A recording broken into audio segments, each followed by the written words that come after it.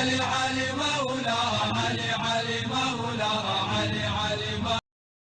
یہ کتاب ہے تفسیر البرہان، البرہان فی تفسیر القرآن، سید ہاشم بحرانی رحمت اللہ علیہ کی. کہاں گئے یہ علماء؟ کہاں گئے یہ علماء؟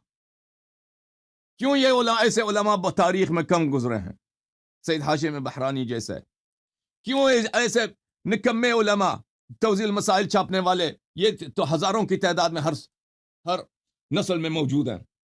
اس طرح مجلسی جیسے کیوں کم ہے؟ سید ہاشم بحرانی جیسے کیوں کم ہے؟ حر عاملی جیسے کیوں کم ہے؟ صدوق جیسے کیوں کم ہے؟ البرہان فی تفسیر القرآن، سید ہاشم بحرانی رحمت اللہ علیہ کی جزء سادس، چھاپ مؤسسۃ الاعلمی للمطبوعات. یہاں پہ اس آیہ کے ذیل میں ما جعل اللہ لرجل من قلبین فی جوفہ، اللہ تعالیٰ، یہ سورہ مبارک احزاب کی پہلی آیت ہے، اللہ بلکہ چوتھی آیت ہے. ما جعل اللہ لرجل، اللہ تعالیٰ نے خلق نہیں کیا ہے، نہیں بنایا. کس چیز کو نہیں بنایا؟ لرجل من قلبین فی جوفہ، ایک انسان کے سینے میں دو دل.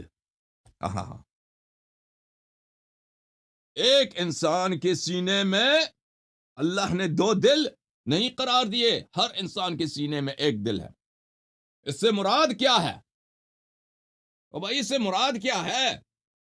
اس زمانے میں بھی لوگ اتنا، ٹھیک ہے بایولوجی اتنا ایڈوانس نہیں تھا، لیکن سب کو پتا ہے کہ انسان کی سینے کھول دیں تو ایک ہی دل ہوتا ہے. لیکن دل کس چیز کا نام ہے میرے محترم ناظرین؟ دل سے محبت کیا جاتا ہے، دل سے نفرت کیا جاتا ہے. سمجھ میں آ رہی نا آپ کو؟ دل سے محبت کیا جاتا ہے اور دل سے نفرت کیا جاتا ہے، براءت کیا جاتا ہے.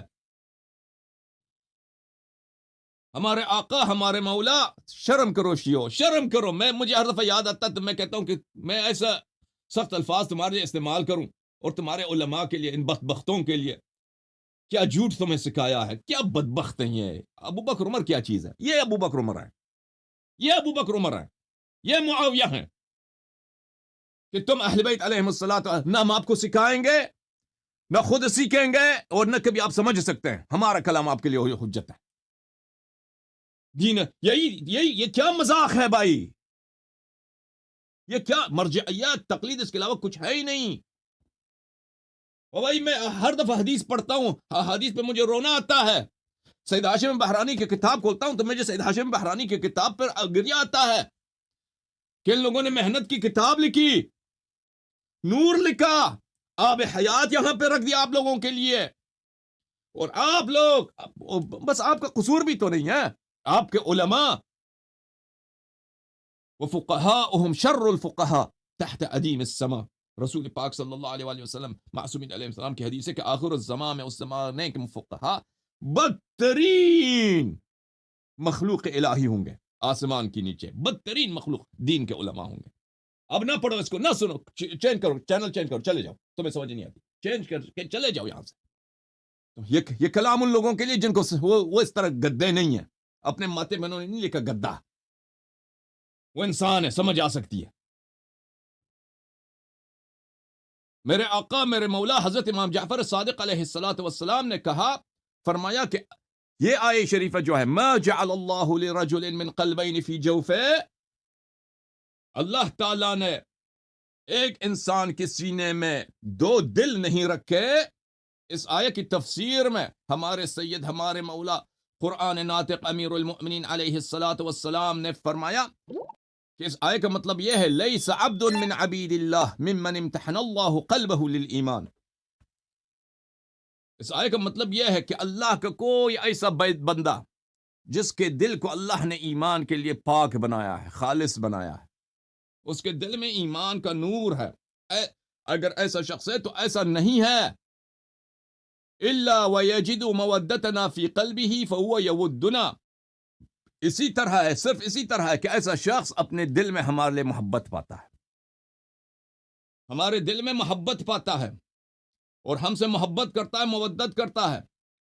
وما من عبد من عبید ممن سخط اللہ علیہ الا ویجد بغضنا فی علی قلبہ.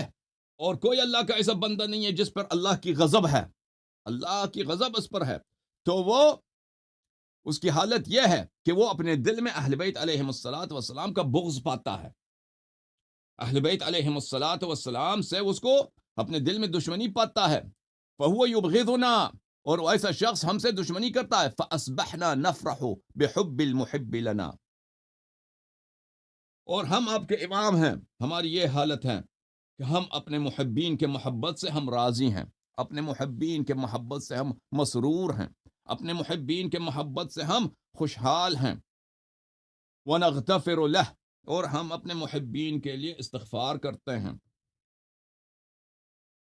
وَنُبْغِضُ الْمُبْغِض، اور ہماری حالت یہ ہے کہ ہم اپنے دشمنوں سے جو ہم سے بغض رکھتے ہیں ان سے بغض رکھتے ہیں، وَأَصْبَحَ مُحِبُّنَا يَنْتَظِرُ رَحْمَةَ اللَّهِ جَلَّ وَعَزَّ، اور ہمارا محب جو ہے وہ اللہ کی محبت کے انتظار میں ہے، یوں ہی اس دنیا سے نکل جائے اور اللہ کی محبت، اللہ کی رحمت، اللہ کے رحمت واسعہ، اللہ کی مغفرت، فَكَأَنَّ أَبْوَابُ الرَّحْمَةِ قَدْ فُتِحَتْ لَهُ، ابواب رحمت اس کے لیے کھلا ہوا ہے، جیسے میں اپنے آنکھوں سے دیکھتا ہوں کہ اس کے لیے جنت کے دروازے کھلے ہیں، اس کے لیے مغفرت کے دروازے کھلے ہیں، وَأَصْبَحَ مُبْغِضُنَا عَلَى شَفَا جُرْفٍ هَارٍ مِّنَ النَّارِ، اور ہمارا دشمن ہم سے جو بغض رکھتا ہے وہ اس کی حالت یہ ہے کہ وہ بالکل ایک ایسے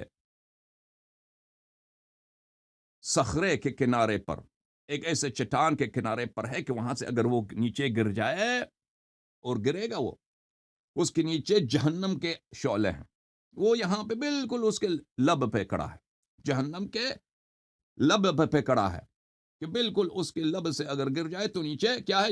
آگ ہی آگ ہے، فَأَكَأَنَّ ذَلِكَ الشِّفَاءَ قَدْ انْهَارَ بِهِ فِي نَارِ جَهَنَّمَ، اور گویا کہ میں اپنی آنکھوں سے اس طرح دیکھ رہا ہوں کہ وہ جس جہنم کے جس لب پہ وہ کڑا ہے وہ اس نے اس کو گرا دیا ہے جہنم میں، یعنی اتنا ہی قریب ہے، فَهَنِيئًا لِأَهْلِ الرَّحْمَةِ رَحْمَتُهُمْ، بس جو لوگ ہم سے محبت کرتے ہیں ان کے لیے اللہ کی رحمت گوارا ہو، وَتَعْسًا لِأَهْلِ النَّارِ مَثْوَاهُمْ، اور جہنم والوں کے لیے جہنم کی آگ بہت دردناک ہے، بہت بدبختی کا سبب ہے، ان اللہ عز وجل یقول، اللہ کا فرمان ہے، فَلَبِئْسَ مَثْوًى لِلْمُتَكَبِّرِينَ، جہنم بہت ہی بری جگہ ہے ان لوگوں کے لیے جو لوگ مغرور ہیں، جو لوگ مغرور ہیں، حق کے سامنے غرور کرتے ہیں، حق کے سامنے تکبر کرتے ہیں، ان کا گمنڈ، ان کی غرور جو ہے ان کو اس بات کی اجازت نہیں دیتی کہ حق کا وہ کیا کریں؟ اعتراف کریں، وَإِنَّهُ لَيْسَ عَبْدٌ مِّنْ عَبِيدِ اللَّهِ يُقَصِّرُ فِي حُبِّنَا لِخَيْرٍ جَعَلَهُ اللَّهُ عِندَهُ، یہ حدیث طویل ہے اور میں اگلے سیشنز میں انشاءاللہ تبارک و تعالیٰ اس کو آپ کی خدمت میں پیش کروں گا۔ اس سے پہلے میں نے کچھ آپ کی خدمت میں مقدمہ اس لیے پیش کیا میرے محترم ناظرین کہ اہل بیت طاہرین علیہم الصلاۃ والسلام کے مسلک میں، ان کے مذہب میں یہ بات تو ثابت ہے کہ جس طرح اہل بیت علیہم السلام کی معرفت لازم اور ضروری ہے، ان کی مودت لازم ضروری ہے، ان کے اعداء کے ان کی بھی معرفت لازم ضروری ہے، اور ان سے براءت بھی لازم ضروری ہے۔ مولا علی، علی علی مولا